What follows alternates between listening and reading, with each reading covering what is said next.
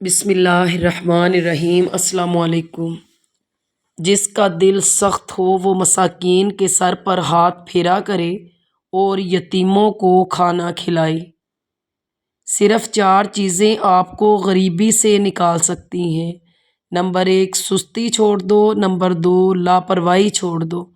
Number 3، محنت کرو اور سختیاں برداشت کرو۔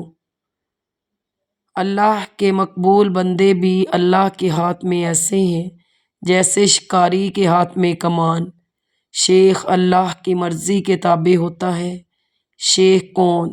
شیخ وہ نہیں جس کے بال سفید ہو گئے ہوں، بلکہ شیخ وہ ہے جو اپنی ہستی کو فنا کر چکا ہو۔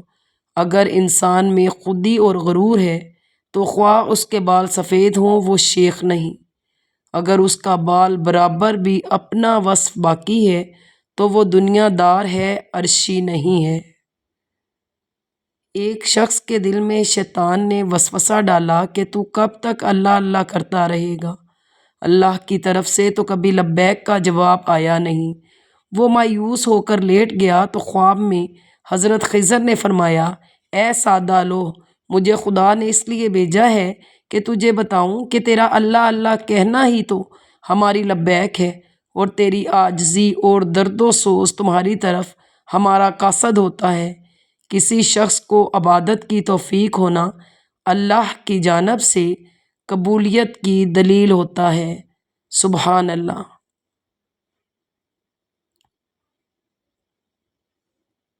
اپنے گدھے نفس کی گردن پکڑ لے اور اسے راستے کی طرف کھینچ، راستہ جاننے والوں کی طرف آ۔ خبردار، گدھے کو نہ چھوڑ، کیونکہ یہ سبزہ زار کا عاشق ہے۔ تو نے اسے ذرا سی ڈھیل دے دی تو یہ فوراً گھاس کی طرف بھاگے گا۔ گھاس کا عاشق، گدھا راستے کا دشمن ہے۔ اگر تو راستے کا واقف نہیں ہے تو جو یہ گدھا چاہے اس کے برخلاف کر، وہی سیدھا راستہ ہوگا۔ ایک استاد نے بھینگے شاگرد سے کہا، اندر آ اور گھر سے بوتل لے آ۔ بھینگا فوراً مکان میں گیا اور ایک بوتل اس کو اپنی نظر میں 2 نظر آئی۔ بھینگے نے کہا، 2 بوتلوں میں سے کون سی لے آؤں؟ استاد نے کہا، 2 بوتلیں نہیں ہیں۔ ذرا بھینگا پن چھوڑ، ٹھیک دیکھنے والا بن، زیادہ دیکھنے والا نہ بن۔ اس نے کہا، استاد مجھے تانا نہ دیں۔ تو استاد نے کہا کہ دونوں میں سے ایک کو توڑ ڈال۔ جب اس نے ایک توڑی، نگاہ سے دونوں غائب ہو گئیں۔ انسان محبت اور غصہ سے بھی جذبات میں بھینگا بن جاتا ہے۔ غصہ اور شہوت انسانی انسان کو بھینگا بنا دیتے ہیں اور روح کو سیدھے راستے سے پھیر دیتے ہیں۔ جب تو پیر کو پا لے تو خبردار سرِ اطاعت اس کے سامنے رکھ دے۔ اس خضر علیہ السلام کے کام پر صبر کر، کہیں وہ یہ نہ کہہ دیں کہ ھذا فراق، وہ کشتی توڑ دے تو اعتراض نہ کر کہ بچے کو مار ڈالے تو رنج نہ کر۔ جب خدا نے اس کے ہاتھ کو اپنا ہاتھ قرار دیا ہے اور ید اللہ فوق ایدیہم فرما دیا ہے تو اللہ کا ہاتھ اس کو مارتا یا زندہ کرتا ہے۔ اس راستے پر جانے کے لیے یار چاہیے، تنہا جنگل میں نہ جا۔ ایسا کم ہوا ہے کہ کسی نے تنہا یہ راستہ طے کیا ہو، وہ بھی بزرگوں کی باطنی توجہ سے ہی ہوا ہے۔ یہ ہاتھ غیر حاضر لوگوں کو بھی لقمہ دے دیتے ہیں تو حاضر مہمانوں کو کیا کیا نعمتیں دیں گے۔ اہل کشف اور اہل حجاب میں بے حساب فرق ہے۔ کوشش کرتا کہ اندر کا راستہ پا لے، ورنہ زنجیر کی طرح دروازے سے باہر رہ جائے گا۔ پیر بنا لیا تو نازک دل نہ بن، گارے کی طرح ڈھیلا نہ ہو جا۔ پیر نرم بات کہے یا سخت، خوشی سے قبول کر تاکہ تو سردار بن جائے۔ اگر ہر تکلیف پر غصہ سے بھرے گا تو بغیر مانجے کس طرح صاف ہوگا؟ نفس کسی کا نہیں مرتا، ہر انسان کا نفس اس کے ساتھ رہتا ہے۔ ہاں، ذکر و اذکار اور تعلق مع اللہ کی کیفیت کے اعتبار سے نفس مغلوب ہو جاتا ہے، حتیٰ کہ ایک حالت یہ بھی آتی ہے کہ شریعت پر عمل کرنا طبیعت کا تقاضا بن جاتا ہے۔ خلاف شرع کام پر طبیعت آمادہ ہی نہیں ہوتی، مگر یہ مقام حاصل کرنا آسان نہیں ہے۔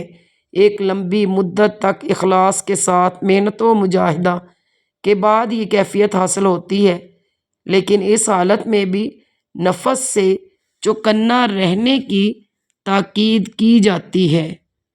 بے شک مولانا جلال الدین رومی۔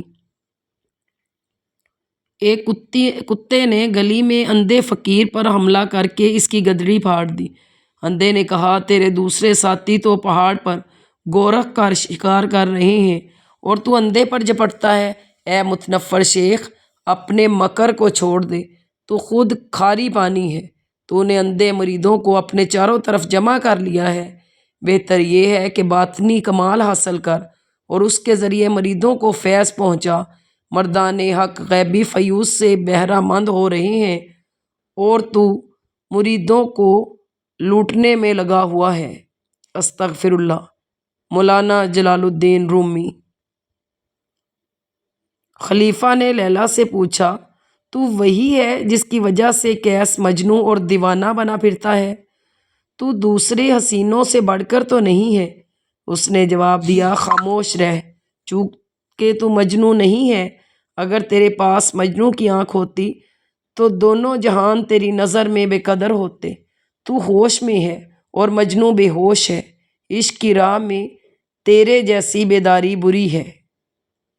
اللہ کے سامنے ہیلا بازی نہ کرو، ملک کا مالک وہ ہے، یہ سلطنت اس کے سپرد کر دو۔ سیدھے راستے پر فقیر بن کر آ جاؤ تو شیر بھی اور اس کا شکار بھی تمہارا مال ہے۔ Thanks for watching. Please subscribe my channel. اللہ حافظ۔